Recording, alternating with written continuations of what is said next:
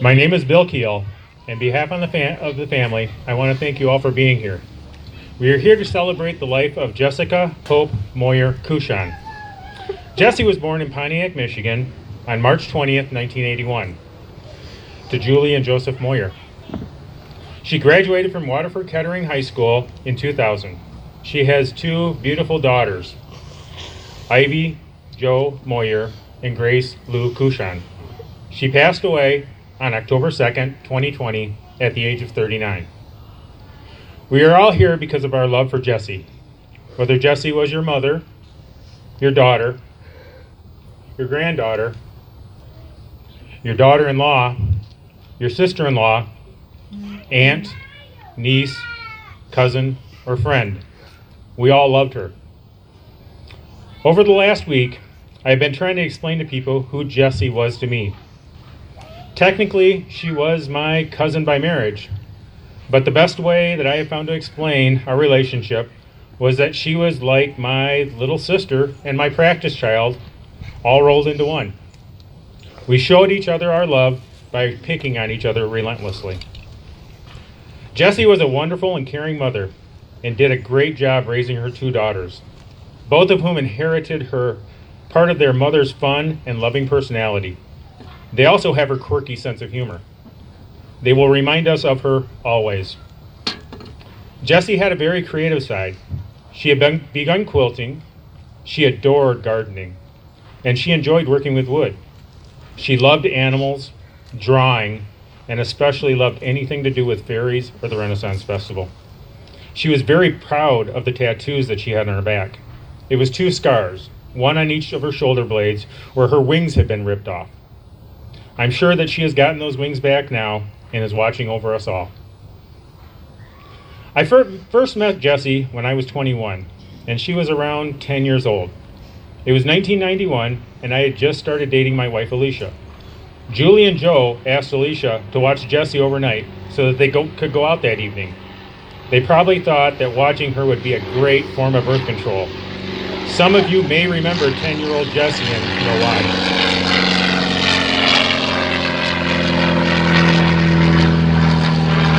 I picked up Jessi and Alicia that evening, and we went out to Chi-Chi's to eat. Jessi was a little offended when the waitress brought out a kids menu and crayons. She decided that she was going to destroy the crayon by scribbling on the placemat.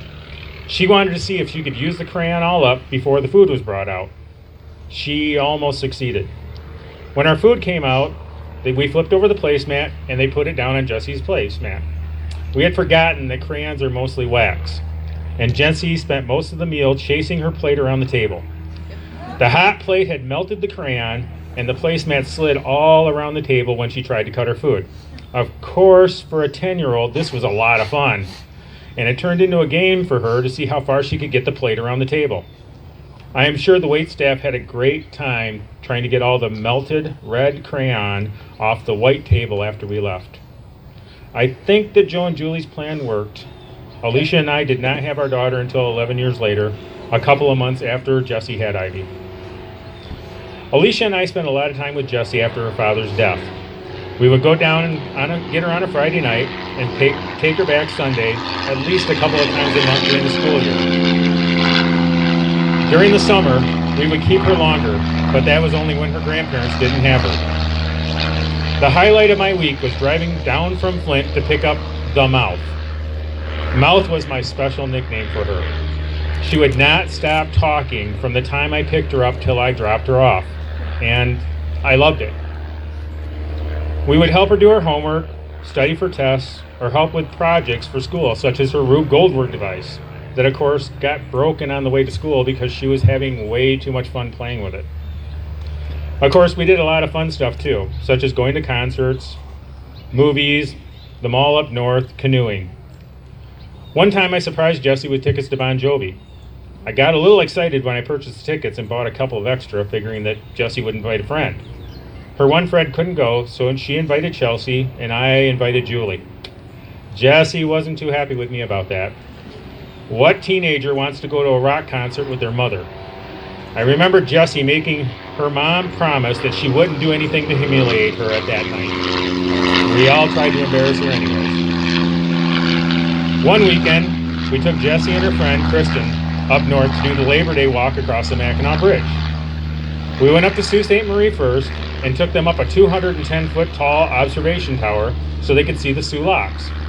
We were standing at the top of the tower, and I looked over at Jessi. Here she is digging in her pockets. She pulled out some change and started chucking it off the top of the tower. I was shocked. Jessi, what the hell are you doing? She looked at me innocently and said, what? Don't you realize there are people walking on the sidewalk down below us? So? What if you just hit one of them in the head with that penny? Oh, sorry. She then looked over the edge to see if she hit anyone. She assured me she didn't. The next day, we made her empty out her pockets before we walked across the Mackinac Bridge, just in case. Another time, on my way to drop her off at home, we stopped by the mall and ended up in the pet store. Can I buy a rat? No.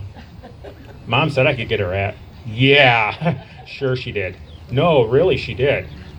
Okay, well, maybe I'll just call your mom and ask her. I phoned Julie, hoping to call Jessi's bluff, and Julie said, yeah, I guess she can get a rat. Jessi knew that I was scared to death of mice and rats. So imagine the ride back to Julie's house with Jessi. Jessi, close the box. I just want to see it. A couple minutes later, Jessi, close the lid of the box. I'm not going to get it out. If that rat gets out, you're going to be in trouble. A couple of minutes later, Jessi, what did I just say? Do you want to pet it? No, Jessi, I don't want to pet it. Put it back in the box. Oh, come on, Bill. It's so cute. Are you sure? Both Jessi and the rat made it home safe. Barely. On the other hand, I think I got my first gray hair that day. Julie, Jessi, and Ivy came to Easter at her Uncle Steve and Aunt Sheila's house. We were all sitting outside, and our daughter Elizabeth and Ivy were playing together. They were probably 3 years old at the time. Elizabeth fell off the slide on the playset from about 3 feet up into the sand below. Jessi jumped up and started running towards Elizabeth. She only got a few steps before Alicia yelled, Jessi, sit down. Jessi looked at Alicia and said, but? Alicia interrupted and said, don't look at her. She's fine. If you make a big deal about it, she will think she's hurt when she isn't. Just ignore her. But I just want to help her. Jessi started to tear up because she wanted so badly to go over and scoop up Elizabeth and comfort her. After a few moments, Elizabeth got up and continued playing like nothing had happened. I think Jessi was more traumatized from Alicia stopping her than Alicia was from falling. So, of course, I had to go over and put my arms around Jess and comfort her. Alicia didn't try and stop me. Last year, my wife was in the ICU after emergency brain surgery. Jessi texted me, insisting that I was supposed to let her know if I needed anything. A hot meal, a ride home from school for Elizabeth, or our animals taken care of. Whatever I needed. She also told me that she had Googled how far it was from her house to the hospital, and she could be there in 35 minutes. I had to let her know that they were not allowing visitors into the ICU. She texted me back with her sense of humor. God, Bill, what's a girl got to do to see you? Drill a hole in her head? She then told me that she loved me and added a story for explaining the hole that was in Alicia's head, just to make me laugh. She told me, Alicia's a badass. If it was me, I'd carry around a spent bullet and tell people I took one to the skull in a shootout saving kindergartners or something. But I'm eccentric. I think we can all agree Jessi was a badass as well. Julie shared a card with me that Jessi had given her for her birthday. And get that out. She would go to any extent to make you smile. Inside the card, Jessi wrote, Mom, I always wanted to put money in one of your birthday cards. So go ahead and buy yourself something nice. Or if you already have something nice, maybe you could lend me $200 for my mortgage payment? Totally up to you. Love you, Jessi. She was very dear to me, and I will miss her greatly. I feel very fortunate that I spent as much time with her as I did. Being around Jessi made me a better parent and person. I am very blessed that I was able to tell her this last time I saw her a couple of months ago here at Ivy's open house. We had our daughter here, and Gracie and Elizabeth were sitting with some other kids and laughing. Jessi started to tell me what a great kid Elizabeth was. I told Jessi it was because of all this time that Alicia and I spent around her when she was growing up. She helped us be better and more patient parents. And Jessi gave us a lot of practice with the patience part. Jessi left the world with one final gift. Gift to Life Michigan was able to use her generous donation to help many other people. So there are still parts of Jessi living on in someone else. I had always thought that someday Jessi would speak at my funeral and tell everyone what a difference I made in her life growing up. I never imagined that I would be speaking at her memorial service and telling everyone what an impact she had on mine.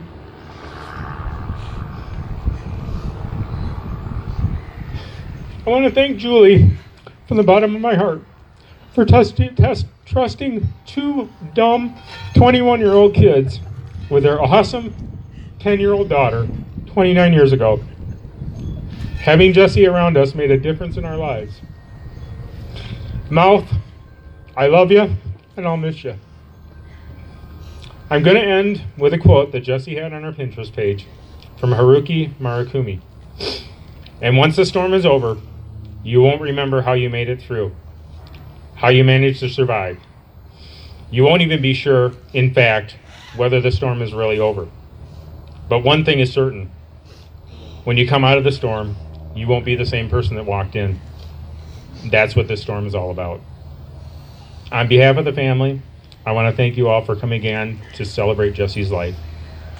Jessi's mother-in-law would like to say a few words.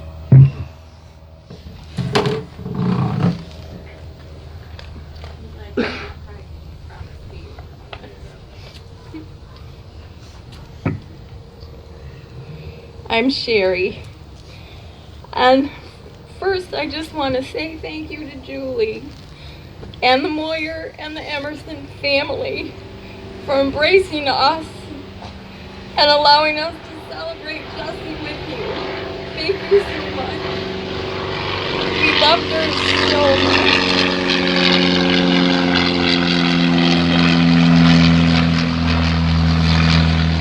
I also want to say that I'm a crybaby, and I'm apologizing up front for that. I can hear Jessi say, Sherry, you need to stop that. That's just who she was. She wouldn't understand a half of what we want to do for her. I like Jessi right off the bat. From the first time I met her, even though we were vastly different, where I'm just overly serious and somewhat reserved, guarded, she was funny and without a filter, but she was a kindred spirit. Jessi was earthy. She loved the color green. She loved the smell of patchouli. She loved hippie music of the 70s. She loved the Renaissance Festival with all its mystical creatures of fairies and dragons and woodland imps. And she loved babies. We often had to compete with who was going to get to hold the newest edition. She loved to craft.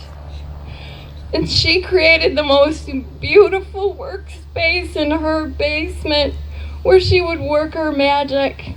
She could make magic out of nothing. Jessi loved getting her hands dirty in the dirt, just like I do. When Ivy was a baby and she lived in Holly, Jessi asked me to help her start a vegetable garden. And I'm sure you all remember that because I think you all contributed to that garden.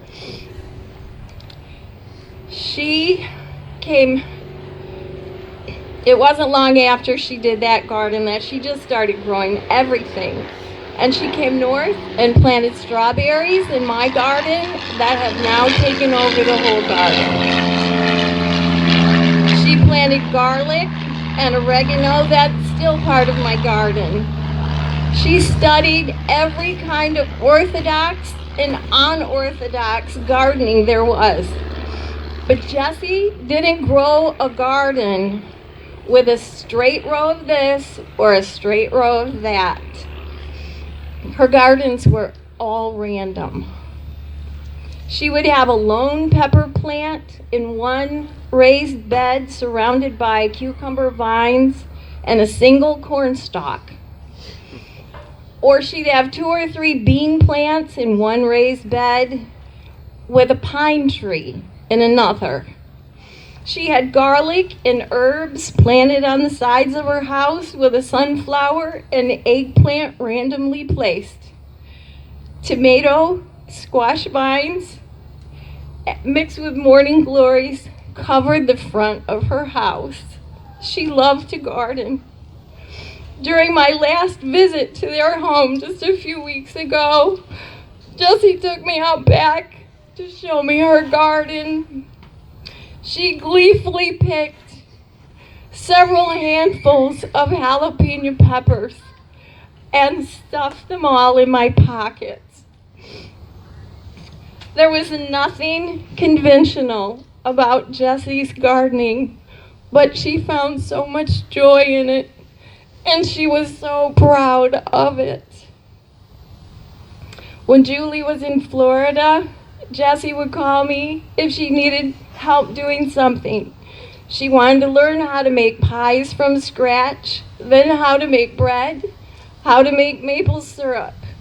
She would bring things over that she had made or found just to share them with me. Her childlike, down-to-earth approach, coupled with an abundance of enthusiasm, always made me smile. When she asked me to be her birthing coach in the delivery room when she delivered Grace, I could not have been more surprised or more honored. My dad loved Jessi too. She could work just like a man. When she came north to help cut wood for my dad, she was lifting 2-foot-long logs, 8 to 10 inches wide, and just throwing them on the splitter. She could split and stack wood all day long. Another time she gathered 10 and 15-pound rocks, and she created a good-sized rock garden at the end of my dad's driveway. And then she planted hostas and creeping phlox inside the rocks. And we still have the garden at the end of our driveway. She built the first section of a rock wall along my dad's driveway, complete with perennial plants and randomly placed between the rocks. The last time my dad walked through the woods before he died, Jessi and the girls were with him. After my dad's funeral, a few months later, Jessi handed me a piece of paper with a poem on it that she had written in my dad's honor. She said she didn't want to give it to me before the funeral because she didn't want us to ask her to read it out loud. And I would have. The poem was beautifully written, and it's here on the table if you want to read it. In that poem, we might find some comfort in some of Jessi's words. Today, as Jessi said, life slips through our fingers like the Cedar River flows. Love it while you've got it, but then just let it go. Jessi left a little piece of herself with all of us, and we see her beautiful spirit shining through Grace and Ivy. I'm so grateful she was a part of our journey. And we love you, Julie, for sharing her with us.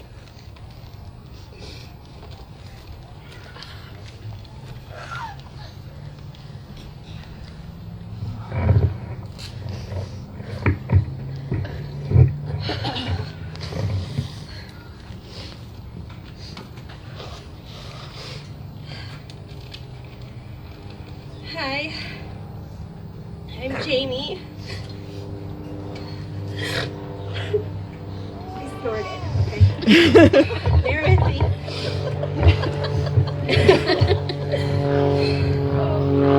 I'm Jessi's sister-in-law, and I'm one of her best friends. I was in her wedding, and she was in mine. And we truly, unconditionally, and without judgment, loved each other. I can't imagine my life without her in it. But now I have to. So I just wanted to say some of the things about her that I'll remember the most. Jessi was a hard ass and a badass. She had the biggest heart and a smile that shined so bright. She lit up the room with those big teeth. When Grace was little, she called her Big Buck Beaver Tooth. Jessi loved it. She thought it was so funny. I'm gonna remember Jessi's amazing green thumb. She taught me everything I know about gardening, and she's passionate about it. You should have seen her garden this year. It was so full and beautiful. I'm gonna remember Jessi's unfiltered commentary. So many times I would find myself saying, Jessi, you did not just say that out loud. Because she would say whatever was on her mind, and it was uncomfortable and funny at the same time. I'm gonna remember the cheesy romance novels about pirates and vampires she would give me to read. And I'd get through one chapter and be like, no, I'm not reading that. And our secret shared love of the Hallmark movie Holiday in Handcuffs with AC Slater. We'd text each other as soon as it started showing on TV every Christmas. But seriously, I could go on forever about everything I'm gonna remember about Jessi. But I'll spare you the details and leave you with this last thing. I remember the emails she sent me that were good enough to be in a book. So I saved them in a folder over 10 years now, labeled Jessi. In one of those emails, Jessi gave me parenting advice. Since I was a new mom to Cash, she would think this plain thing was really funny too. She said, Cash is at an age where he'll start saying new words every single day. Really, every day he will learn a new word. Or he won't say anything new for a few weeks, and then he'll start using all kinds of new words. So make sure you say all the bad words to him at least once a day, so he'll remember to say them in front of Grandma and Grandpa. Another time she forwarded me an email that a then 8-year-old Ivy sent her that she thought was so funny. It said, Mom, if you're having a bad day, read this note. If you're sad, eat cheese. If you're mad, eat ice cream. If you're in between, eat cheese-flavored ice cream. She loved those girls so much, and she got a kick out of everything they said. She thought they were so funny. She said, it's so funny how their little personalities start showing at such a young age.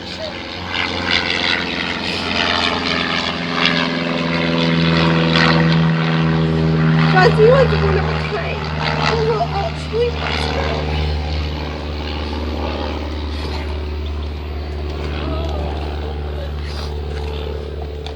The family would like to invite anybody to come up that wants to speak. Try and limit to about 2 minutes. If anybody wants to come up, you're more than welcome to.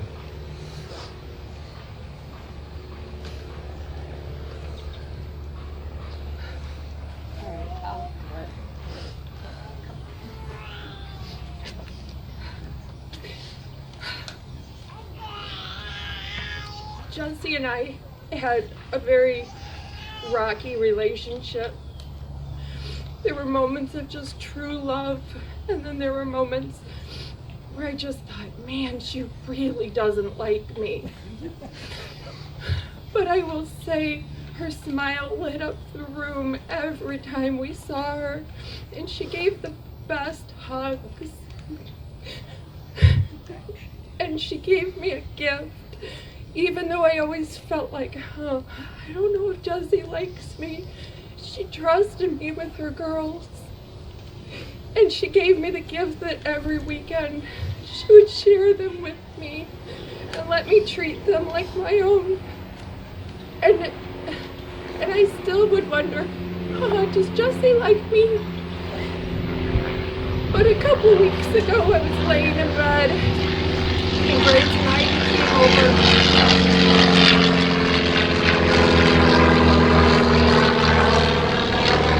Just like they do so many weekends. They came in and they said hi and gave us a hug. And Grace handed me this book and said, my mom saw this and thought of you. And it was a book about how to put Disney gardens in my yard. Because she knew how much I loved Disney. And the fact that throughout her life I questioned whether she liked me, and yet randomly she just saw a book and thought of me. She was kind and sweet, and gonna miss her, and I'm so sorry that I ever questioned it, because I loved her deeply.